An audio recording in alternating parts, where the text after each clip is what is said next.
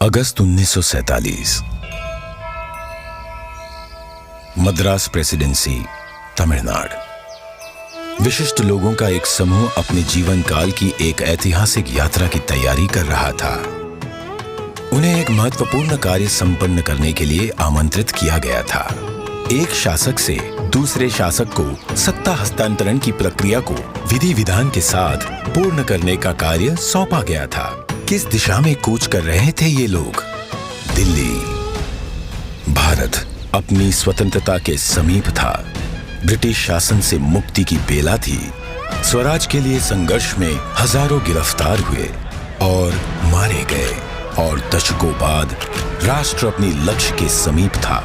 वो लक्ष्य था स्वाधीनता, स्वतंत्रता। अब अंतिम वाइसरॉय लॉर्ड माउंटबेटन को एक महत्वपूर्ण कार्य करना था, भारतीयों को उनका स्वराज्य सौंपने का कार्य। परंतु उनके सामने एक सवाल था, स्वराज्य को किस प्रकार सौंपा जाए। ऐसे में हाथ मिलाने की रस्म शायद ही काम आए। तो इस गौरवशाली क्षण के प्रतीक के रूप में कौन सी रस्म अपनाई जाए? उन्होंने पंडित जवाहरलाल नेहरू के सामने अपना ये सवाल रखा। यह एक उचित सवाल था जिसके बारे में विचार विमर्श की आवश्यकता थी। नेहरू जी ने यह प्रश्न जाने माने स्वतंत्रता सेनानी श्री सी राजगोपालाचारी के सामने रखा, जिन्हें राजा जी के नाम से जाना जाता था। वे तमिलनाडु से थे। नेहरू राजा जी की विद्वता और भारतीय परंपराओं और सभ्यताओं पर उनके ज्ञान का सम्मान करते थे। राजा जी को इसका समाधान भारत के गौरवशाली अतीत में मिला। तमिलनाडु के चोला साम्राज्य में, जो भारत के प्राचीनतम और दीर्घकाल तक चलने वाले साम्राज्यों में से एक था, एक चोला सम्राट से दूसरे सम्राट को सत्ता का हस्तांतरण नीति परायणता के प्रतीक अर्थात सेंगोल सौंप कर किया जाता था। भगवान शिव के आशीर्वाद का आवाहन करते हुए उस समय के महंत द्वारा सेंगोल को आशीष प्राप्त होता था। क्योंकि चोला शिव के प्रबल भक्त थे, उनके द्वारा स्थापित हजारों वर्ष पुराने मंदिरों में आज भी पूजा की जाती है। राजा जी ने इसी परंपरा और समारोह के आयोजन की सलाह दी, जिसे नेहरू जी ने स्वीकार किया। राजा जी ने बिना समय गवाए इस समारोह के लिए प्रमुख धार्मिक मठ या आश्रम तिरुवावड़दुराई आदीनम से संपर्क किया, जिसे 5 सदियों पहले स्थापित किया गया था, और ये तब से चोला भूमि के केंद्र में स्थित है और आज तक कार्यरत है। तत्कालीन मठ प्रमुख 20वें गुरु महासन्निधानम श्रील श्री अंबलवाना देसिका स्वामी ने अपनी अस्वस्थता के बाद भी इस कार्य को स्वीकार किया। उन्होंने सेंगोल बनाने का दायित्व मद्रास के प्रसिद्ध स्वर्णकार वुम्मड़ी बंगारू को सौंपा। सेंगोल के शीर्ष पर नंदी विराजमान थे, जो कि शक्ति, सत्य और न्याय के प्रतीक हैं। सेंगोल बनाने के समय को याद करते हुए 96 वर्षीय श्री वुम्मड़ी एतिराजुलु कहते हैं, आदिनम किसी की सिफारिश पर हमारे पास सेंगोल का निर्माण का न्योता लेकर आए थे।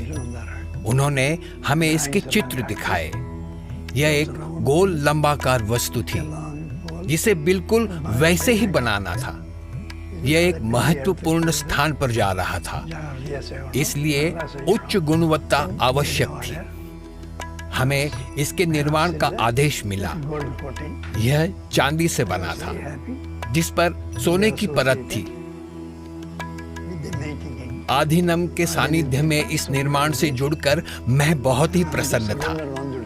स्वतंत्रता सबके लिए गौरवशाली क्षण था, पर आधीनम द्वारा हमें सेंगोल निर्माण का दायित्व सौंपने से उस क्षण का महत्व बढ़ गया था। परम पावन मठ प्रमुख ने उप प्रमुख श्रील श्री कुमारस्वामी तंबिरान, आदिनम के ओदुवार विशेष गायक माणिक्यम और नादस्वर विद्वान TN राजरत्नम पिल्लई को आयोजन संपन्न कराने का दायित्व सौंपा।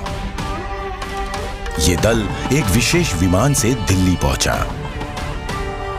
14 अगस्त 1947 की रात्रि को श्रील श्री कुमारस्वामी तंबिरान ने रीतिनुसार सेंगोल को लॉर्ड माउंटबेटन को सुपुर्द किया।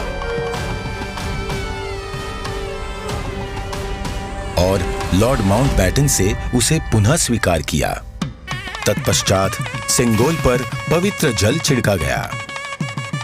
शोभा यात्रा के रूप में इसे पंडित जवाहरलाल नेहरू के पास ले जाया गया। इस अवसर पर ओदुवार ने तमिल संत तिरुज्ञान संबंदर द्वारा रचित कोलर पदिगम से श्लोकों का पठन किया। महंत ने नेहरू जी को पीतांबर पहनाते हुए उन्हें रीतिनुसार सेंगोल सौंपा। अडियारगल वाणिल अरसालवार आणई नमते, अर्थात ये हमारा आदेश है कि ईश्वर के अनुयायी राजा स्वर्ग के समान शासन करेंगे।